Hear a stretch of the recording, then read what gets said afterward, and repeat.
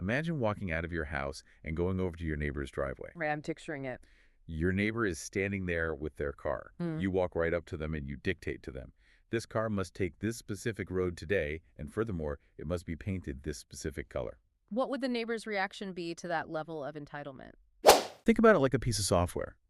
If a piece of software designed to just process text is suddenly forced to render complex 3D graphics Right, models, it's gonna crash. it is going to experience a loss of function.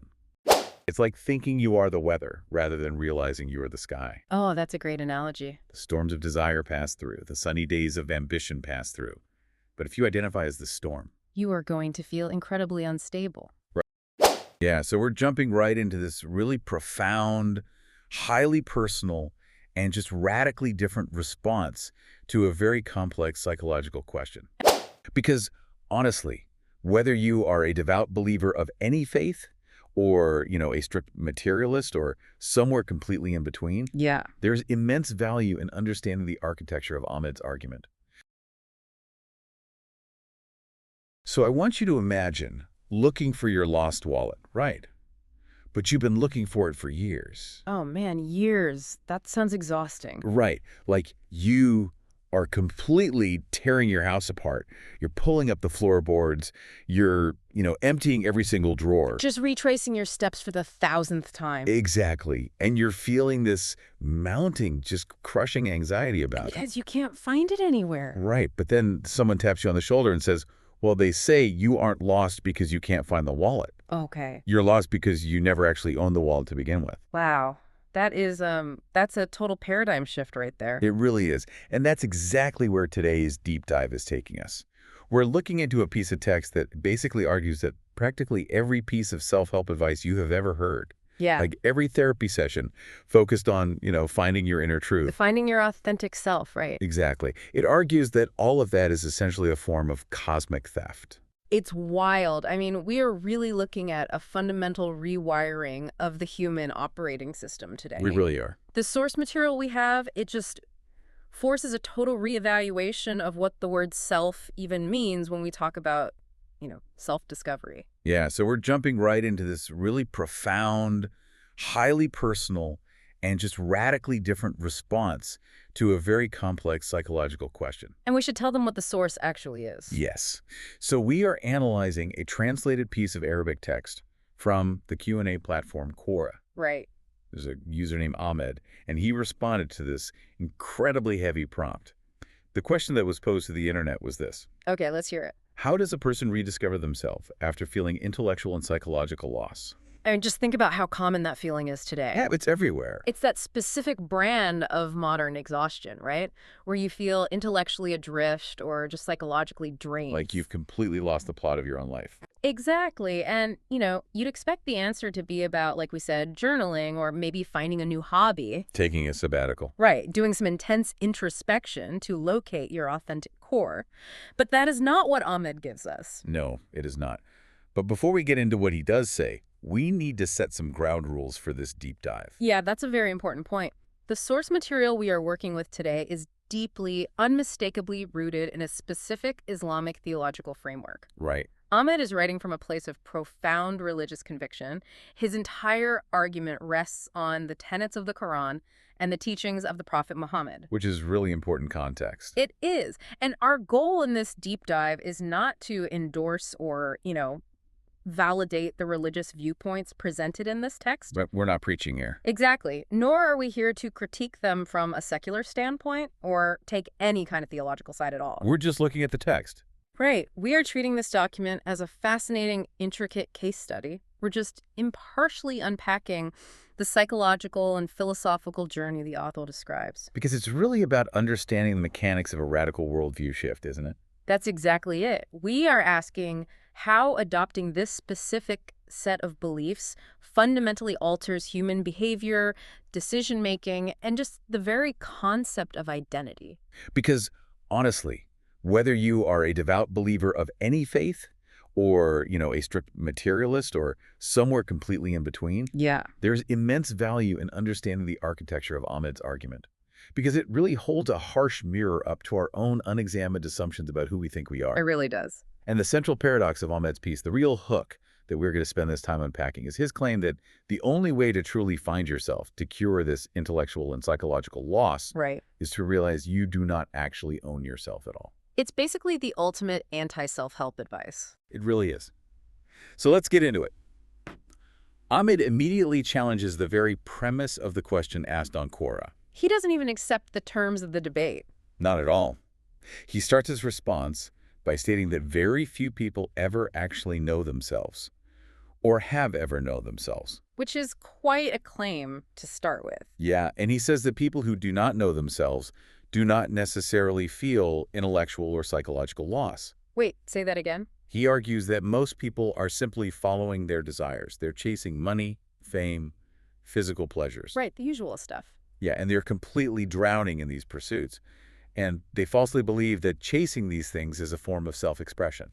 Ah, I see. So they don't even realize there's a problem. Exactly. They think they're living their truth, but he says they're just chasing desires. Okay, let's unpack this because my modern, secularly trained brain immediately starts raising some massive red flags here. Right, I figured you might say that. I mean, wait a minute.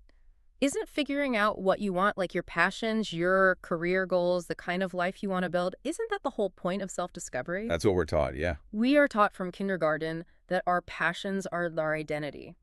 If we strip away my ambitions, my quirks, my desires, my drive to be successful or comfortable, What's even left? exactly, what is even left to discover? How does Ahmed justify completely separating, who I am from what I want? Well, it comes down to what you base your identity on. When we map identity directly onto desire, we build a foundation on shifting sand. Shifting sand. Okay, explain that. In the dominant modern framework, desire is the compass. Yeah, your passions are the breadcrumbs leading you to your authentic self. But to understand Ahmed's justification, we have to realize that he sees desire not as a compass, but as a blindfold. A blindfold. A blinding, chaotic force. Think about it. Desires are incredibly transient. That's true. Think about how often they change based on your biology, your hormones, your environment. Yeah. Or just the marketing algorithms you are exposed to on your phone. Exactly. Societal pressures, all of it. If your identity is tied to your desires, your identity is inherently unstable. Because your desires are always changing. Right. Today, you desperately want to climb the corporate ladder, but tomorrow you burn out and want to move to a farm. I know a few people who've done exactly that. See? And if you literally are what you desire, then you are constantly dying and being reborn in this state of chaotic flux. Okay, I'm starting to see his point. Ahmed is arguing that the true self must be something foundational, something immutable, completely separate from these shifting winds of appetite. So conflating the two, conflating the self and the desire is exactly what causes the psychological loss the Quora user is asking about. Yes, it's like thinking you are the weather rather than realizing you are the sky. Oh, that's a great analogy. The storms of desire pass through, the sunny days of ambition pass through. But if you identify as the storm, You are going to feel incredibly unstable. right, you are going to feel lost every time the atmospheric pressure drops. So Ahmed is saying that until you realize you are the sky and not the weather, you will never find yourself. You'll just be perpetually trying to chase the right kind of storm. Right. So when does the feeling of loss actually happen in his framework then, if it's not a loss of self? He argues that this loss only occurs when a person's desires become confused. Confused how? It happens when things get tangled up and they no longer know what they want. They hit a wall where the money doesn't satisfy anymore. Or the fame feels hollow. Exactly. Or they suddenly have conflicting desires that paralyze them. So when people go on the internet and ask, how do I find myself? Ahmed says they're not actually looking for their true self. What are they looking for? They are really just asking, how do I organize my desires so I can feel good again? Wow. Yeah. He diagnoses the modern condition of intellectual and psychological loss, not as a profound crisis of identity, but basically as a glitch in the pursuit of pleasure. That is a staggering diagnosis for you, the listener, to consider. I mean, think about the last time you felt totally lost in your career or your personal life. Were you actually mourning the loss of your core identity? Right. Or were you just experiencing the withdrawal symptoms of a broken pleasure-seeking mechanism? That's a brutal question to ask yourself. It really is. You think you lost yourself, but you actually just lost the thread of your own hedonism. Yeah, your preferred method of feeling good stopped working, and you just labeled that breakdown as an existential crisis. It really reframes the entire modern mental health crisis, at least as it pertains to purpose and meaning. How so? While society applauds you for chasing desires, you can go your whole life chasing money and fame without ever feeling a sense of psychological loss, because the external validation keeps the pleasure mechanism running smoothly. So you think you're living your truth? Right. The crisis only hits when the external validation stops or when the desires cannibalize each other. So if desires are just this massive distraction, this blindfold that keeps us from seeing our true selves. The natural question is how anyone ever takes the blindfold off. Exactly. How did Ahmed figure this out? Because he doesn't present this as abstract theory. He presents it as a hard-won personal realization. A real origin story. Yeah. He takes us back roughly 17 years ago. He was just living his life, caught up in his own desires, living exactly the way we just described. Yeah. Chasing the storms. Yep. And then he received what he calls an admonition. An admonition, like a warning. Like a piece of advice or a moment of preaching from a very simple, sincere person. Yeah. Ahmed specifically notes the striking sincerity of this person. Sincerity can be very disarming. It really can. And this brief, sincere interaction forced Ahmed to stop and ask himself two absolutely massive, earth-shattering questions. What were they? Because notice the progression here. These questions, they strip away everything else. They don't ask about his feelings or his career trajectory or his psychological state. They ask about fundamental, objective reality as proposed by Islam. Right. So question number one was, do you believe that a man living in the desert was sent by the creator of the universe with a message for all humanity? Oh, okay. And question number two, do you actually believe this universe has a creator in the first place and that the Qur'an is his literal word? Those are heavy questions to just suddenly have to confront. Very. And Ahmed talks about the intense internal struggle that followed. He admits that he had a general knowledge of the Qur'an before this. Oh, so it wasn't a totally new concept. No, this wasn't a case of someone hearing a completely new concept for the very first time. Right. But he notes that truly acknowledging the truth of it, like actually looking in the mirror and saying, yes, I believe this is the literal word of a creator. That changes things. It meant he had to risk his comfortable life. He had been living a life of pleasure, living as if there was no divine watcher. Or, as he carefully clarifies, he was at least willfully ignoring that watcher. Yes, willful ignorance. What's fascinating here is the psychological mechanism he's exposing. Willful ignorance is a universally recognizable human behavior. We all do it in various areas of our lives. Oh, absolutely. Ahmed knew, on some intellectual level, about the claims of the Qur'an.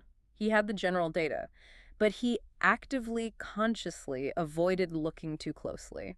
Why do you think that is? Because truly acknowledging the reality of that data would trigger a massive set of obligations that would instantly ruin his unchecked lifestyle. It's exactly like knowing you have a maxed out credit card. Oh, yeah. That's the perfect analogy. I want the listener to really picture this feeling because it's so visceral. You know the debt is there, right? You feel that underlying hum of anxiety every time you swipe the card again. Exactly. But the bill comes in the mail, and what do? You just toss it in a drawer unopened. You refuse to log into your banking app. Right.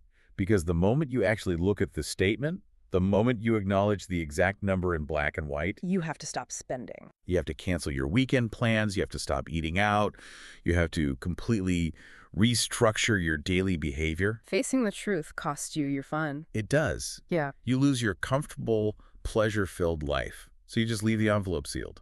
The unopened envelope is the unexamined worldview. Yes. As long as the envelope stays sealed, you can maintain the illusion that everything is fine. You can keep chasing your desires without immediate cognitive dissonance. And Ahmed is admitting that for years, he kept the envelope sealed. Right. The concept of a divine watcher was something he kept in his peripheral vision, intentionally out of focus, so he could continue enjoying his life without guilt or the burden of radical behavioral change. Because when your beliefs and your actions are out of alignment, it creates psychological pain. And for years, Ahmed managed that pain by suppressing the belief side of the equation. But the interaction with this simple, sincere man 17 years ago forced him to finally tear open the envelope. The sincerity of the messenger somehow cut through his carefully constructed defenses. He decided for the first time to actually look at the statement. He says he decided to face the truth, even if it cost him his life of pleasure. He allowed the belief to become conscious and crystallized. And once you do that, once you say, yes, there is a creator, yes, this is his word, The cognitive dissonance becomes unbearable. You can't unsee the bill. Exactly. You can no longer maintain the lifestyle. The friction between what you now consciously accept as objective reality and how you are spending your Tuesday night becomes too hot to ignore. Which sets off a terrifying chain reaction in his mind.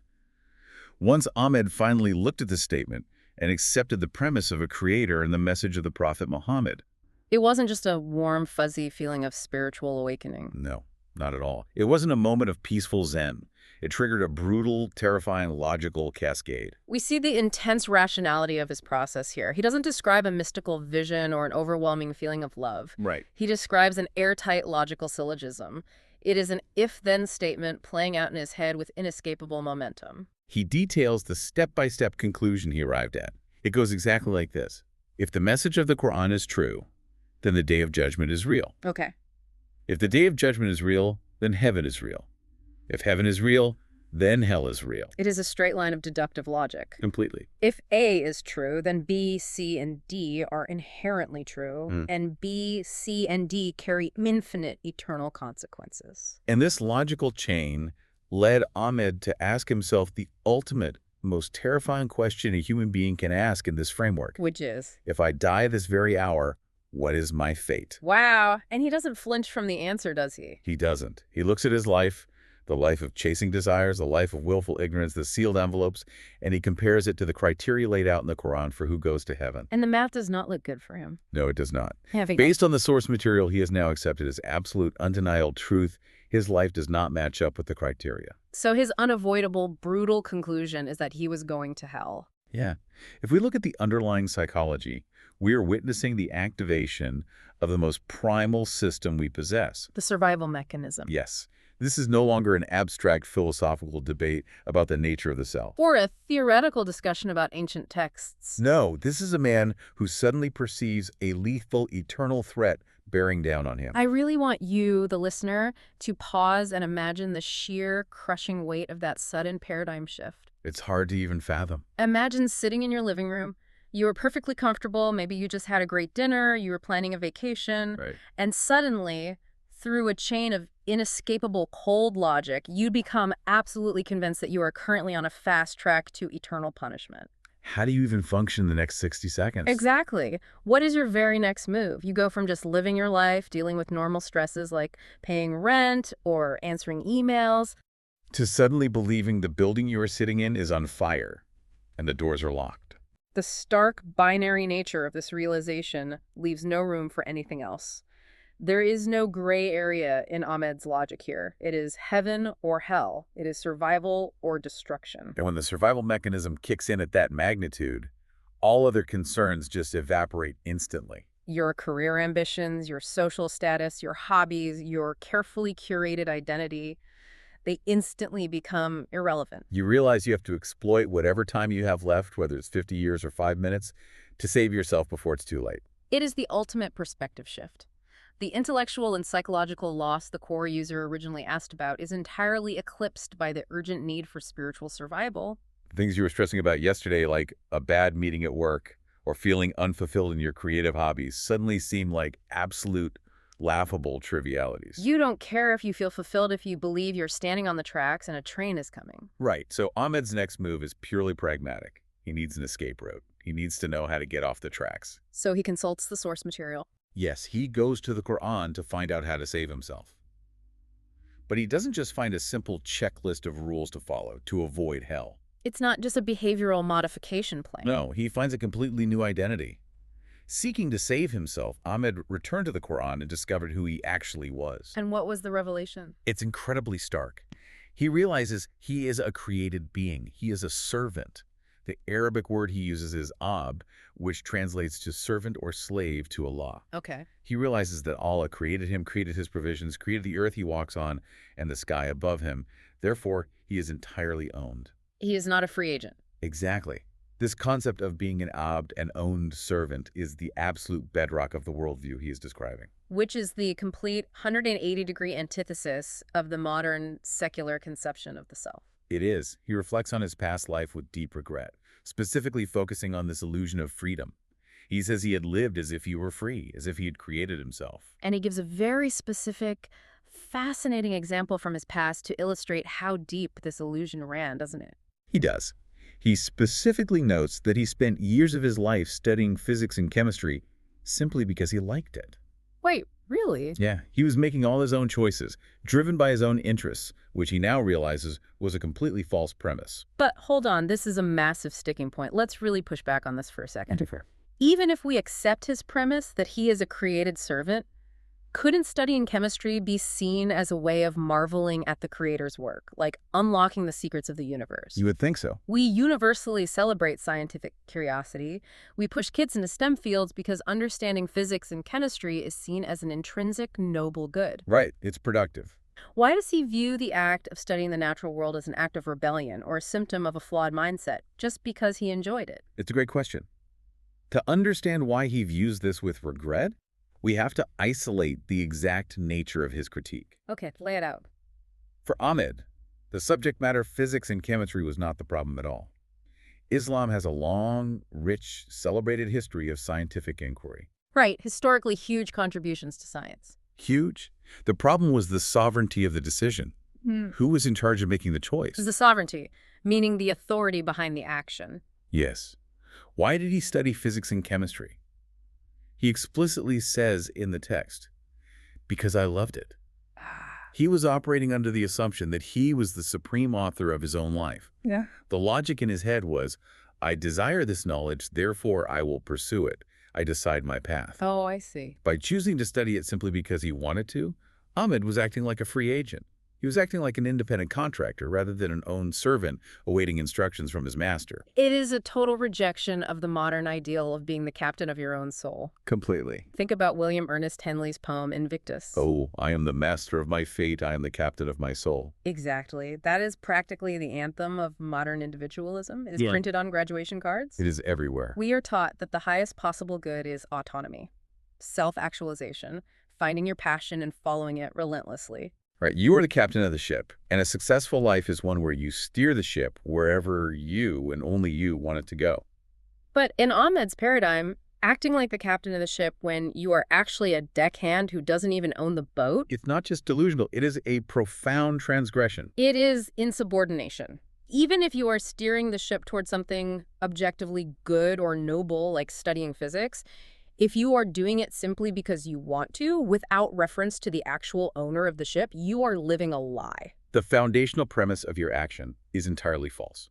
The intent behind the action matters more than the action itself.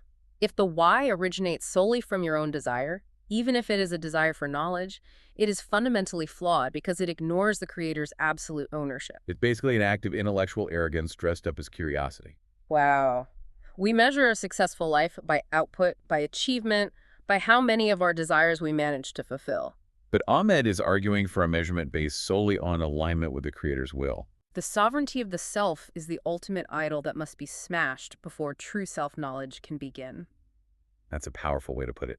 And to really hammer home how unnatural and frankly wrong it is to act like a free agent when you are entirely created and owned, Ahmed offers this incredibly grounded, specific analogy. Yeah, he takes these lofty theological concepts of sovereignty and cosmic ownership and brings them right down to the street level. He applies the universally understood concept of property rights directly to human existence. Okay, let's hear the analogy. So Ahmed asks the reader to imagine a scenario.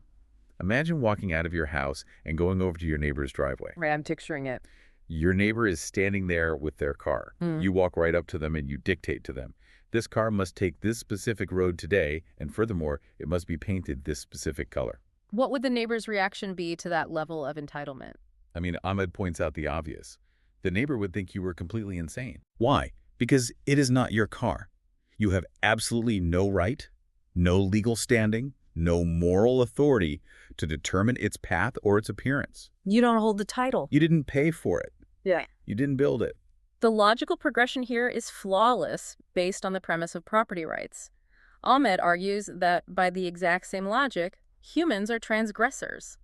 We are massively overstepping our bounds when we try to decide our own life paths based solely on what we want. Because we do not own ourselves. We are completely owned by the Creator. Right. Therefore, Just like only the neighbor has the right to decide what happens to his car, only the creator has the logical right to determine our path. Taking the wheel of your own life makes you a car thief. Yes. That is an unbelievable reframing. Think about every piece of motivational advice you have ever consumed. Take the wheel, be the driver of your own life, write your own story. Exactly. Ahmed's text looks at all of that and says, that is grand theft auto on a cosmic scale. The pursuit of absolute personal autonomy isn't just a psychological mistake in this worldview. It is effectively a form of theft or trespass. You are hijacking a vehicle. Your life, your body, your intellect, your time, that legally and morally belong to someone else. You are driving a stolen vehicle. Let's apply that directly to the exhaustion so many people feel today. Okay, let's do that. Think about the cognitive load of modern life. We feel this immense pressure to define our own purpose, to invent our own morality from scratch, to constantly curate our identities. To chart our own course based on nothing but our fluctuating desires. Exactly. And the result? We are exhausted. We are burned out. We are experiencing the exact intellectual and psychological loss the Quora user asked about in the first place. According to this analogy, we feel lost and exhausted because we are sitting in the driver's seat of a stolen car, trying to navigate without a map. Terrified of getting pulled over by reality. And fundamentally aware on some deep subconscious level that we do not belong in that seat. The anxiety, the burnout, these are all just symptoms of being wildly out of alignment with the reality of our ownership. You are carrying a cognitive load you were never designed to carry. Think about it like a piece of software.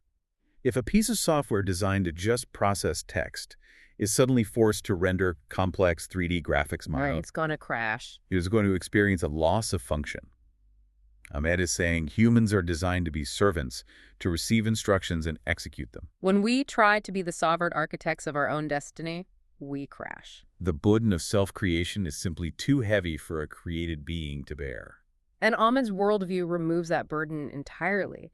It offers a radical simplification of the human experience. It really does. The anxiety of infinite choice is replaced by the clarity of obedience. Which brings us to the culmination of his argument. Right. If we aren't meant to drive the car, if our desires are actually blindfolds, and if we are essentially owned property, how do we actually learn about who we are? How do we finally answer the Quora user's question about rediscovering the self?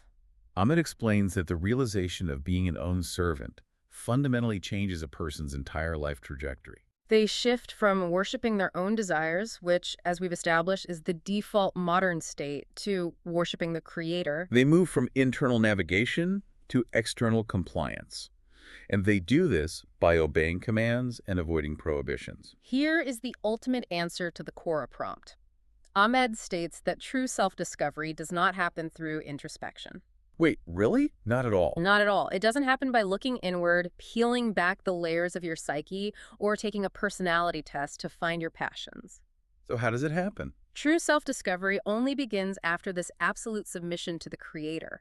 You learn about yourself by listening to what the creator says about you. He points specifically to the Qur'an and the Sunnah, the teachings of the Prophet, right? Yes.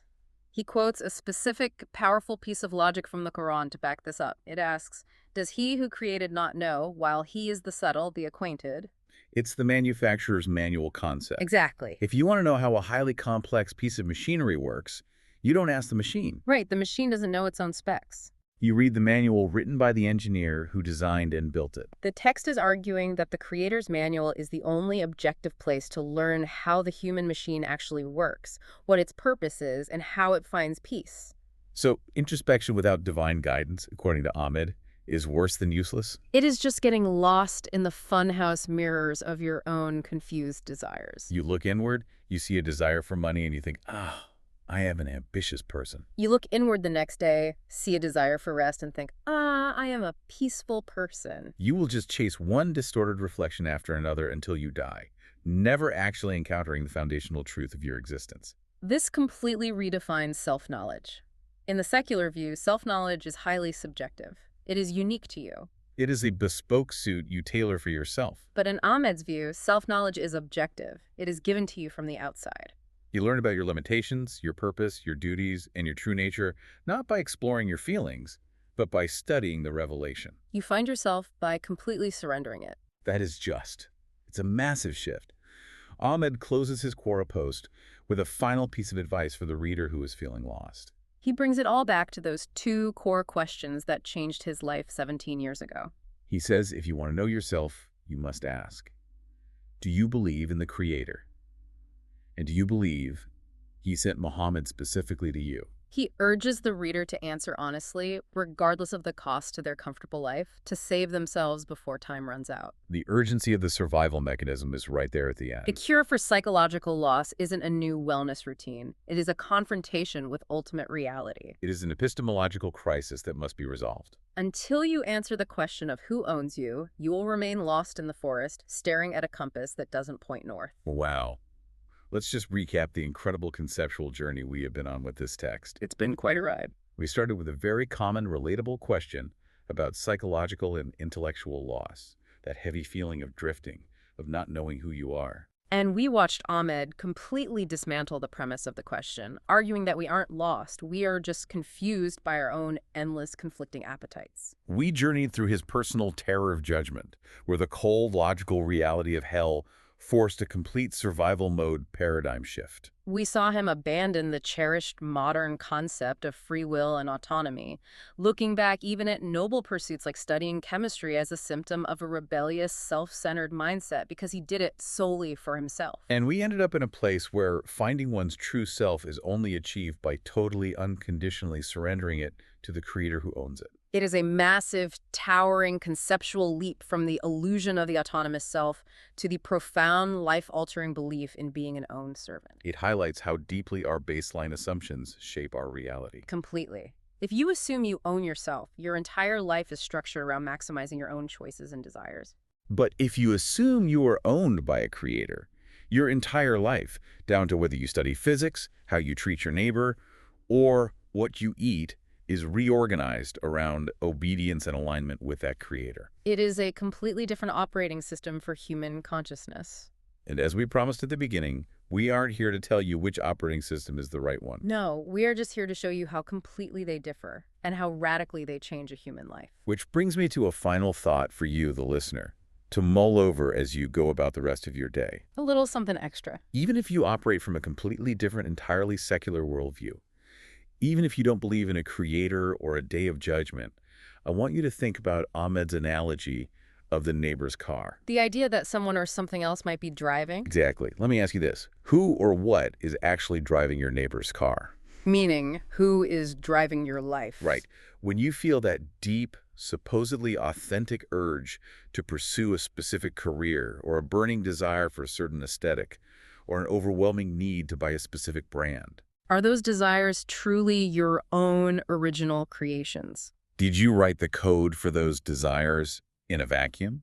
Or are you, too, being steered by forces, whether biological drives, evolutionary imperatives, deeply ingrained societal conditioning, or just the relentless algorithm on your phone that you absolutely didn't choose? That is a chilling thought. Even if you reject the theology we discussed today, are you truly as free as you think you are? Or are you just serving a master you haven't recognized yet? The diagnostic waters of the self are muddy indeed. They really are. Maybe the wallet you were looking for was never really yours. Thank you for joining us on this complex, challenging intellectual journey today. We encourage you to keep exploring the source material of your own lives, keep questioning your assumptions, and we will see you next time on A Deep Dive.